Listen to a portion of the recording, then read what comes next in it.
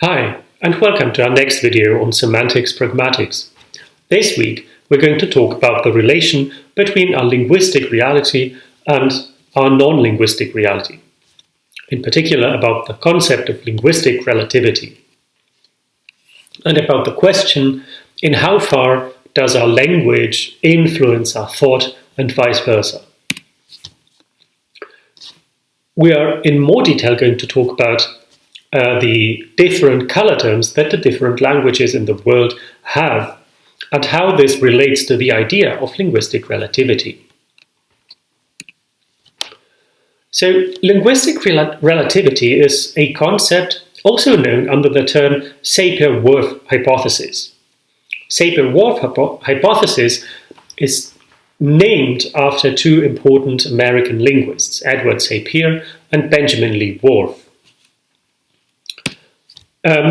You might know this idea of linguistic relativity and of how the idea of language influencing the way we think about the world. If you've seen the movie Arrival from 2016. If you haven't seen the movie, then please stop listening for approximately 10 seconds and move simply forward. For those of you who have seen the movie, you might have, if you have heard about linguistic relativity, you might have noticed that the movie is based on the idea that the way we speak actually really changes the way we perceive reality. In particular, in that movie, how we perceive time. And if you learn the language of the aliens, you might actually alter the way you perceive time and eventually might actually travel through time. This is obviously an extreme version, an extreme deterministic version of the idea of linguistic relativity. We can discuss the details in the live session, but for now, simply know that what was shown in the movie is sort of based on real linguistic research, but it is a very far-fetched from what linguistic relativity is really about. So, spoiler alert over. The principle of linguistic relativity, as I said, is very often called the Sapir-Whorf Hypothesis. It might as well be called the Boas-Jakobson Principle, named after two researchers from an earlier generation, Franz Boas and Roman Jakobson, who also both, Roman Jakobson, a renowned structuralist linguist, and Franz Boas, a linguistic anthropologist, who also viewed the idea very similarly to Edward Sapir and Benjamin Whorf, that linguistic expressions that a certain speech community uses do not directly influence the way they think, but they have to do something with the way we perceive reality. A couple of weeks ago, we talked about the language of thought and about Jerry Fodor. The idea of the language of thought and it was developed in the 1950s, 1960s, 1970s, the time when in linguistics the mainstream idea was basically the Chomskyan idea that humans are somehow innately, genetically pre-equipped to develop language skills. And as you know, by the same token, some people such as Jerry Fodor also said that there must be something like that for semantics, the so-called language of thought, or Mentalese. And there were still people who argued against that view and said that no, it's not as easy as that. Linguistic expressions and linguistic reality and thinking sort of influence each other, but there is no determinism or no determinist link between them. And Jerry Fodor, in one of his articles, wrote the following: "The thing is, I hate relativism. I hate relativism more than I hate anything else except maybe fiberglass powerboats. More to the point, I think that relativism is very probably false. What it overlooks, to put it briefly and crudely, is the fixed structure of the human nature. Surely no one but a relativist would drive a fiberglass powerboat." Right. So this is obviously a very anecdotal way of putting it, but what Fodor argued was that relativists get it wrong because they overlook how fixed human nature is. And we are going to have a look at that in today's video when we look more closely at how we perceive and how we express color in our languages. Right, but before we do that, just one last thing about the concept of linguistic relativity. Right, so linguistic relativity, the interesting thing about that is that it was actually the most influential way how people got to know this idea was by this, what we might call Lenneberg-Brown interpretation. Again, two psychologists, Eric Lenneberg and Roger Brown, decided to test the so-called Sapir-Whorf Hypothesis. And that they decided to empirically test it in 1954, approximately almost 15 years after Whorf was dead, and almost the same time Sapir was dead as well. And they sort of invented two versions of linguistic relativity, of the concept of linguistic relativity. The one was the so-called strong version, which says that language causes or determines thought, right? So the way you speak determines your thought. And then a weaker version, that language influences but does not cause thought. And the thing is that either the strong version nor the weak version was never actually said by Sapir or Whorf. This was a sort of straw man to formulate a testable hypothesis for their research. But it got understood as if the strong version, for example, or the weak version was something that Sapir and Whorf actually said, which they didn't. And if we look at what Whorf actually does say, then we see the following. He says, users of markedly different grammars are pointed by their grammars toward different types of observations and different evaluations of externally similar acts of observation, and hence are not equivalent as observers, but must arrive at somewhat different views of the world.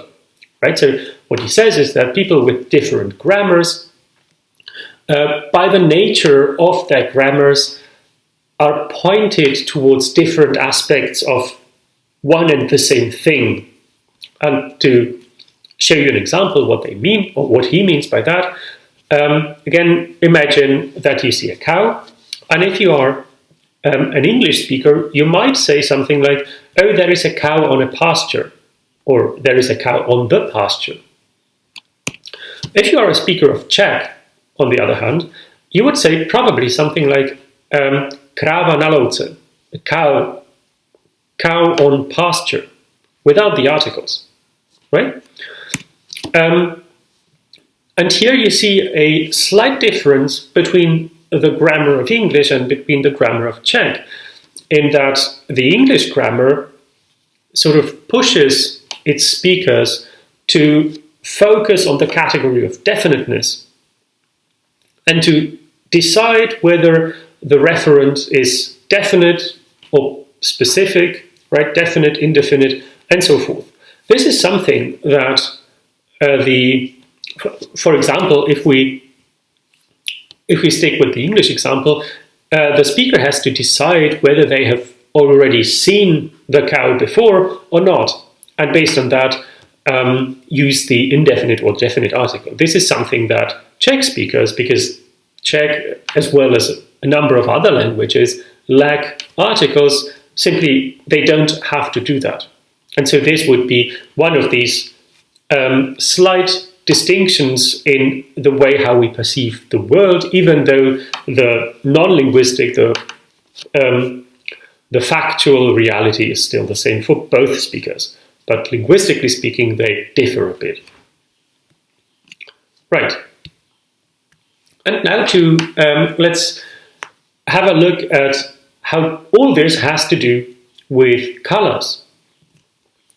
The basic work in this area, in the area of research that focuses on how people perceive and express color in their different languages, is a book by Berlin and Kay from 1969 called Basic Color Terms, Their Universality and Evolution.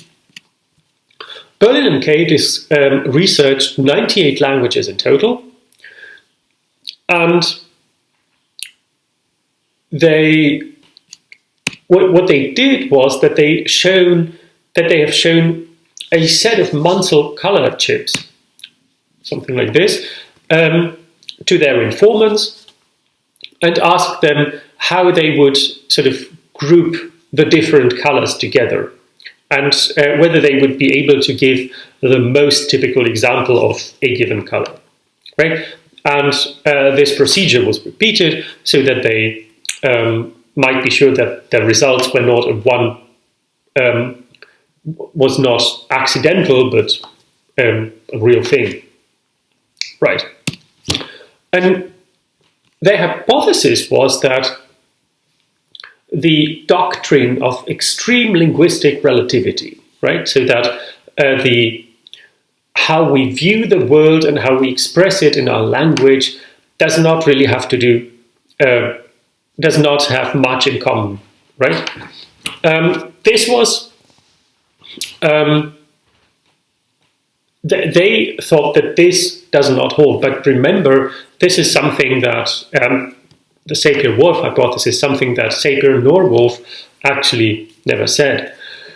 And they based this hypothesis on the fact that we see a certain homogeneity in the way people with different native languages actually express color terms in typologically distinct languages that are not related to each other and are being spoken on all the different parts of the world. And they claimed that, okay, so if linguistic relativity or extreme linguistic relativity in their case, if that is right, we should see much greater variability in how we express color. But this is not the case, or this was not the case, at least according to their study. Right. And what they found was that there is a set of 11 basic color terms, which is white, black, red, green, yellow, blue, brown, purple, pink, orange, and grey. And they also said that not all of these categories have to be expressed in every single language. They also said that if fewer than 11 of these basic color terms are encoded, there are strict restrictions that apply to which color terms are expressed. Moreover, they also said that there is a certain progress in how languages express these, or how these expressions develop over time.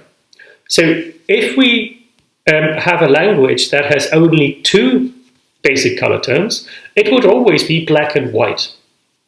And if they have 3 basic color terms, it will be black, white, and red. If they have 4 basic color terms, it will be either black, white, red, and yellow, or black, white, red, and green, and so forth, as the graphic shows you. right? So they not only had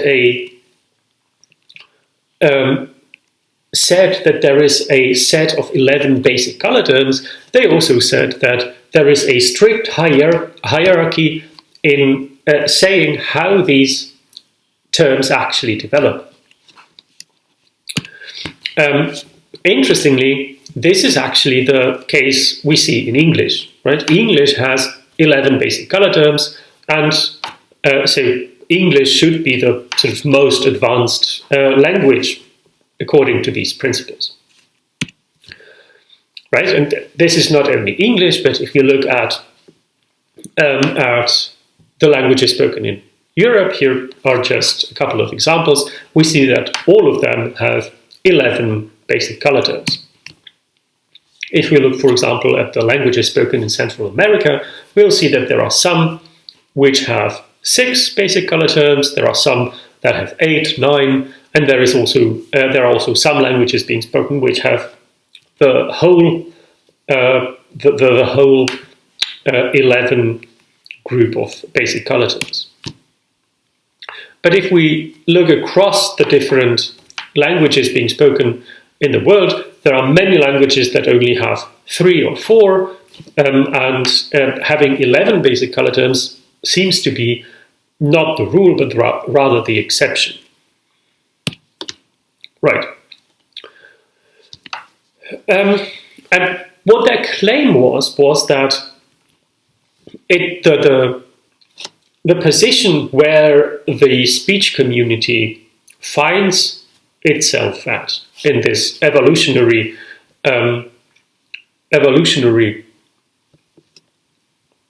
development of basic color terms says also something about how the society is advanced or not advanced. What they also said was that it's not possible to have a one-term basic color term system, right? So that you only have at least 2. And now looking at this from the point of view of the year 2021, this seems very sort of weird, but let's have a look at what we can say more about this. Right. So how is this Berlin and Kay's study related to Mentalese and to Jerry Fodor and what we said about the language of thought? So what it basically means is that Berlin and Kay's 11 basic color terms, this set of basic color terms, basically represents the full repertoire that should also be stored in Mentalese, the language of thought. Remember, 3 weeks ago, we talked about how humans are supposedly born with a set of innate concepts, the language of thought, which then have to be activated by experience with the real world, right? And the fact that we have not found more basic color terms in any language of the world than 11 says, or seems to suggest that we only have 11 of them. And these basic color terms are innate to every human being, because we can all human beings, regardless of what their L1 is, can actually differentiate between these colors. And what we know is that languages can differ superficially in the number of the lexemes they have for these 11 basic color terms. But this doesn't mean that they don't see the colors. It only means that their languages haven't developed a one-word basic color term for them. This study, as I've already hinted at, was criticized from many sides. So, for example, the first thing that was criticized is the basic color term as a concept, because it seems very English-based. And also it assumes that it has to be, that all languages should be sort of English-like. What I mean by English based is that a basic color term should be a single word expression.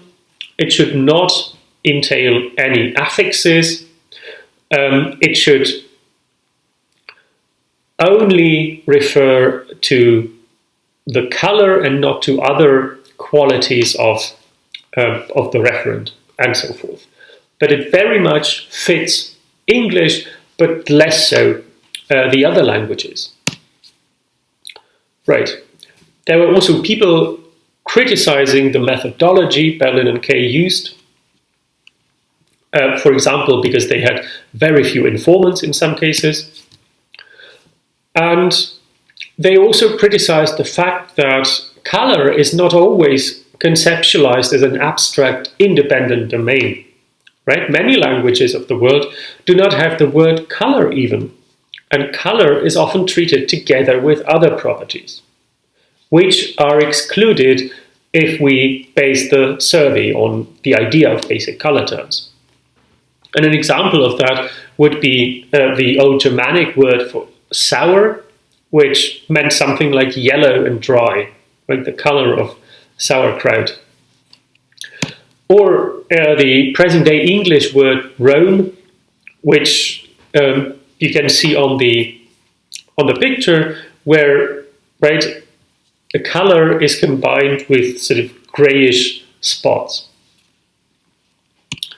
And another thing that was criticized was Berlin and Kay have not actually investigated linguistic relativity.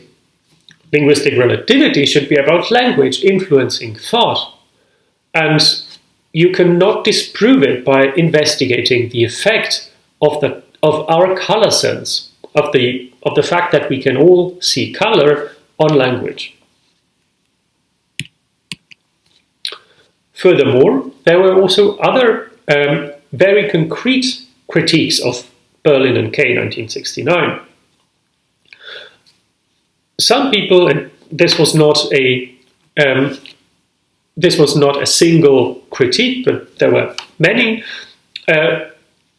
soon said that the order of the development of basic color terms does not hold.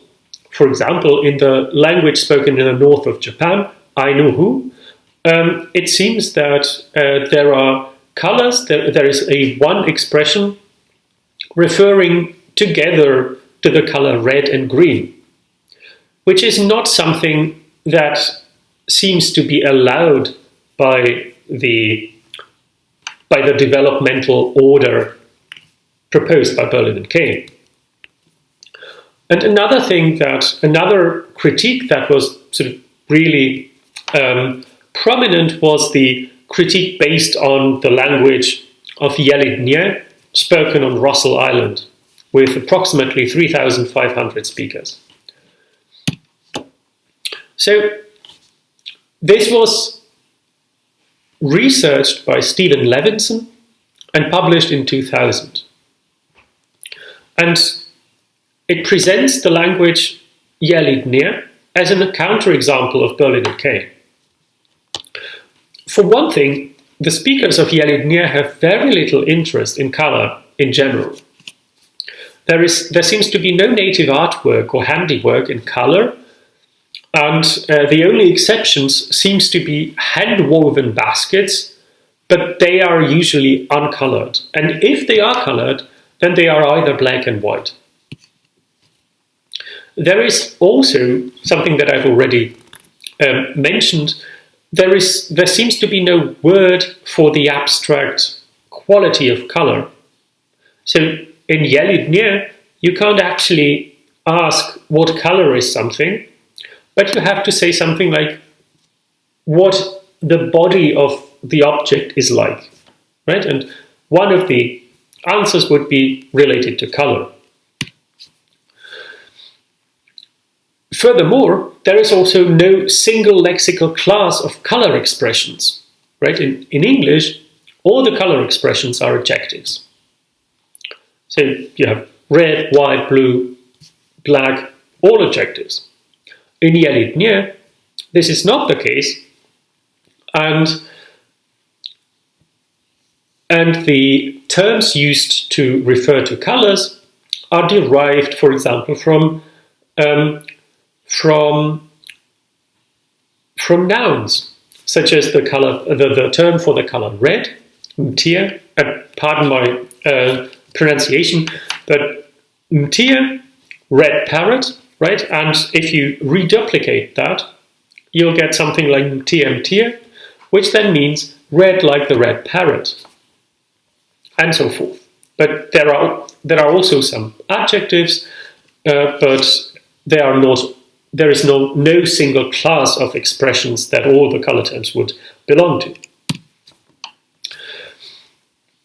And another thing is that not all, or that there is no single expression in Yelidnir that would refer exclusively to color, right? The example that we have in English is, for example, the roan color, right? So if we have an expression in Yelidnir that, for example, refers to green, it doesn't only refer to the color green, but it also still refers to the leaves that the color term is derived from, right? So green as the leaves, but not only green, an abstract category. That also is related to the fact that there is not the expression for the abstract category of color. So based on all that, it would seem that there is no basic color term in Yelidnir, which would then defy the basic findings of Berlin and Kay 1969.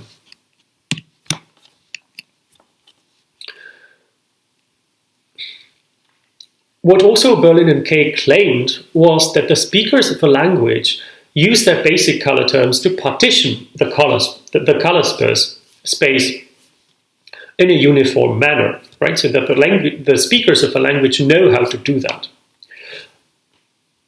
The problem with the speakers of Yelidnir is that usually they leave 40% of the color space unspecified. So they don't really know to what color they should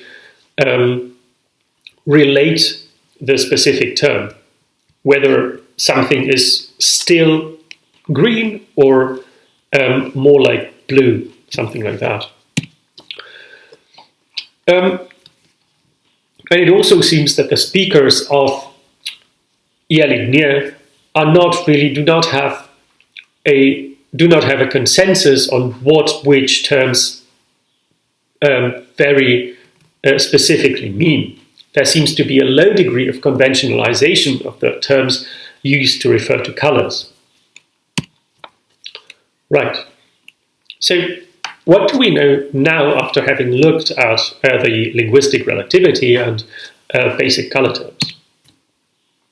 So we know that there is this idea of basic color terms that has been widely used in the literature. The basic color terms should be an abstract one-word expression that refers to the color of an object and not to its other qualities. It is also not allowed for something to count as a basic color terms to have affixes.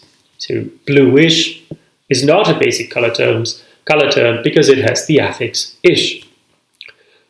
Also, hues covered by a basic color term cannot be covered by a different basic color term. So they are not supposed to overlap. For example, crimson is a type of red, which means that crimson and red cannot be both basic color terms, but only red is a basic color term. They also must be psychologically salient to the whole speech community. For example, in expressions such as the color of my fridge cannot be a basic color term because only I probably know and a couple of friends will know what the color is. So in English, in present-day English, we have the following 11 basic color terms: white, black, red, green, yellow, blue, brown, purple, pink, orange, and grey. But this was not always the case. And as we will see during our live session, there have been some developments over the course of the centuries in English. what we undoubtedly know is that the human color sense is universal, and that human beings are all able to see these 11 basic color terms. This is sort of the biological foundation of the color terms, something that Fodor had in mind in the beginning, in the quote from the beginning, when he said that relativists do not see the human nature, the shared human nature. But what does not seem to be universal are the lexical equivalents of the basic color terms. So for one thing, there are languages who don't even have basic color terms like that. And what does it actually say to us that we find a language that has not all the 11 basic color terms? Are they not capable of seeing the colors if they don't have the basic color term? Probably not. I mean, I can definitely also view the different hues between, let's say, blue and purple, even though I don't necessarily have to have a name for it. So what it basically seems to be suggesting is that what the different languages differ in is the degree of conventionalization of specifically color referring terms. And if you remember from what we discussed last week, when we talked about how language is a intersubjective set of relations between the different speakers, we see that not all language communities, not all speech communities necessarily have to have the same intersubjective expressions shared. But that doesn't mean that they view the world differently or that they are somehow less developed. So, to wrap up this video by sort of slightly changing Fodor's quote, I would say, I hate universalism. I hate universalism more than I hate anything else, except maybe fiberglass powerboats. But surely no one but a universalist would drive a fiberglass powerboat.